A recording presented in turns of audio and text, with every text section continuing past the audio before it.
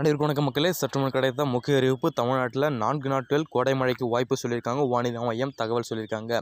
இது குறிப்பாக எந்தெந்த மாவட்டத்துக்கு அதிகமான கனமழை தற்போது தான் இந்த சிகிப்பில் பிரீஃபாக மற்றும் சுருக்கமாக பார்க்க போகிற மக்களே. ஸோ அதற்கு முன்னாடி நம்மளோட சேனல் இப்போ தான் வந்திருக்கீங்கன்னா மறக்காமல் சப்ஸ்கிரைப் பண்ணிக்கோங்க. பக்கத்தில் இருக்க பெல் ஐகானை கிளிக் பண்ணி ஆல் அடிக் பண்ணிக்கோங்க. முக்கியமான விஷயம் வீடியோ ஸ்கிப் பண்ணாமல் பாருங்கள். அப்போ தான் நான் சொல்கிற தகவல்ன்ட்டு உங்களுக்கு முழு வச்சு இப்போ வாங்க வீடியோக்குள்ளே போகலாம்.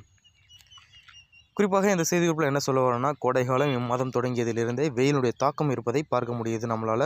ஸோ கோடை காலத்தினுடைய தொடக்கத்திலேயே இப்படி வாட்டி வதைக்கிறதே என்று பேசும் அளவுக்கு வெப்பத்தினுடைய தாக்கம் இருப்பதாக தெரிய வருது.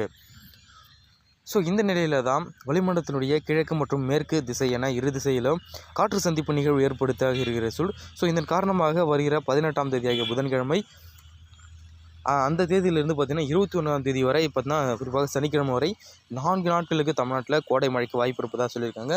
ஸோ மார்ச் 18லேருந்து 21 தேதியில் வரலும் கோடை மழைக்கு வாய்ப்பு இருப்பதாக தனியார் வானிலை ஆய்வு மையம் டெல்டா வெதர்மன் அவர்கள் ஹேமச்சந்திரன் அவர்கள் தெரிவிச்சிருக்காரு.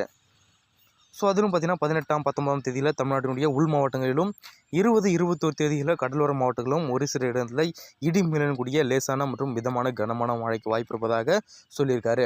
ஸோ இதன் காரணமாக வருகிற 18ஆம் தேதியிலிருந்து 23ஆம் தேதி வரையிலான காலகட்டங்களில் வெப்பத்தினுடைய தாக்கம் இருப்பதாக சொல்லப்படுறாங்க.